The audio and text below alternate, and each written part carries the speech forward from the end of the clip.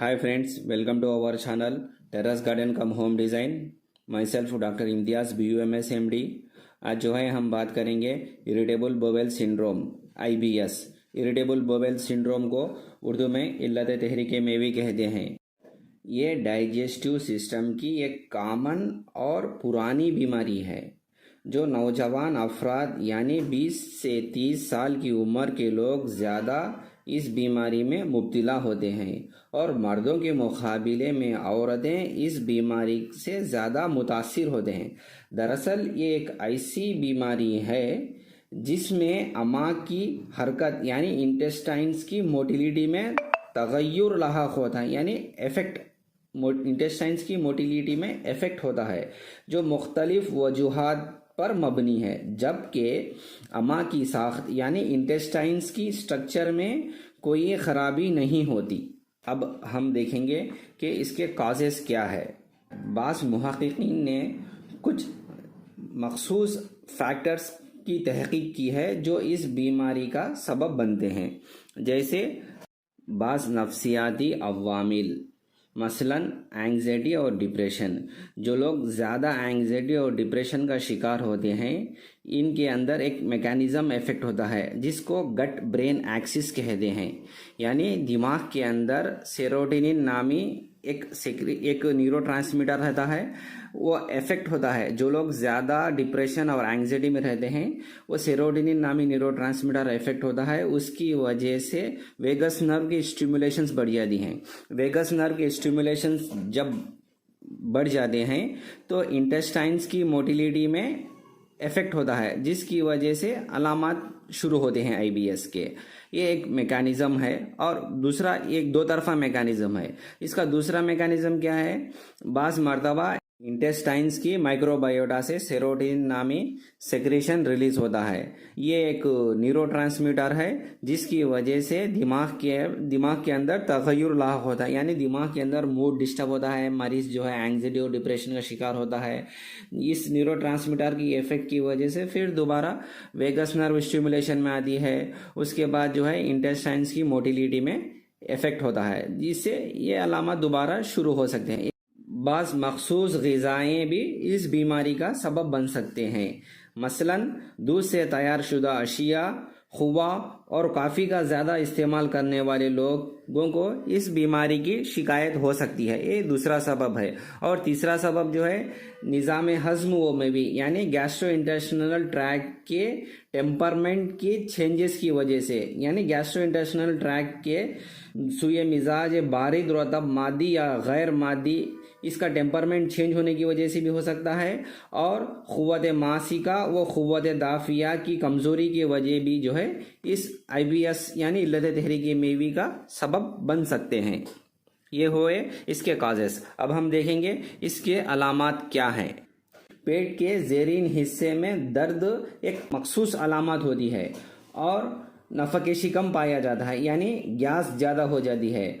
और तीसरी अलामत मरीज़ को कभी मोशंस होते हैं और कभी क़ब्ज़ की शिकायत होती है.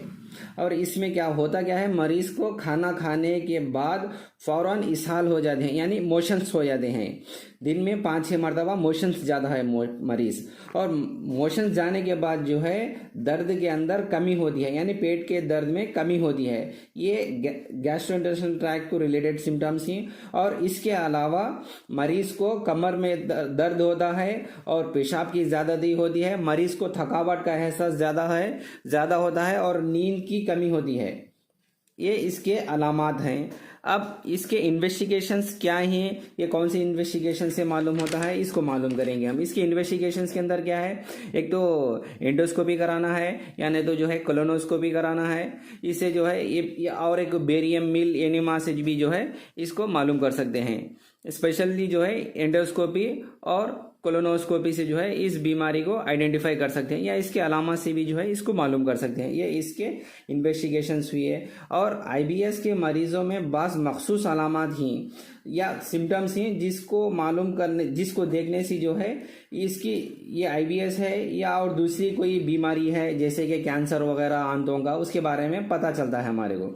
इसके अंदर क्या है, मरीज़ को बार बार ख़ै का होना और मरीज़ को मोशंस के साथ खून या म्यूकस का मिलकर आना या शाम होते ही जो है मरीज को जाड़े के साथ बुखार आना, ये जो है ये अलामात अच्छे नहीं हैं। ये कैंसर वगैरह में भी दिखा दें या कोई और दूसरी बीमारियां जैसे irritable bowel disease, ulcerative colitis या क्रॉन्स डिसीज, इसके अंदर ये दूसरे अलामात पाए जाते हैं। हम बात करेंगे उसूल इलाज।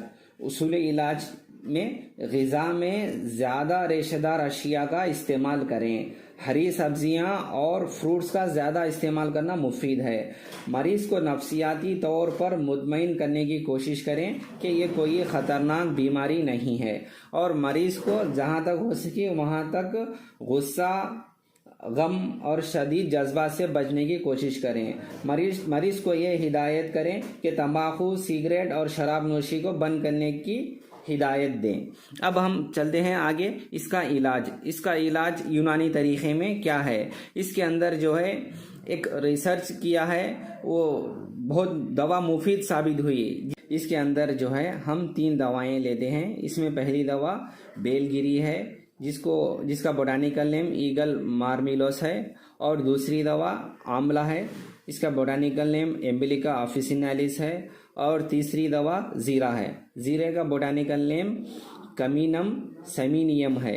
ये तीनों दवाओं को हम IBS के इलाज में मुफीद साबित हैं। ये तीनों दवाएं क्यों मुफीद साबित हैं? क्योंकि इसके अंदर मुखविय मैदे को यानी पेट को ताकत देने की इफ़ेक्ट हैं, और मोशंस को रोकने की ख़ाबिस इफ़ेक्ट हैं, और हज़म करने की सलाहियत है ये दवाओं के अंदर, और इसके साथ जो है दिमाग को भी ताकत देने की दवाई अजीज़ा हैं इसके अंदर, और पेट के दर्द को कम करने की भी अजीज़ा हैं। यानी IBS के जितने भी अलामात हैं, सारे के सारे अलामात को दूर करने के इफ़ेक्ट्स इस फार्मूले के अंदर है।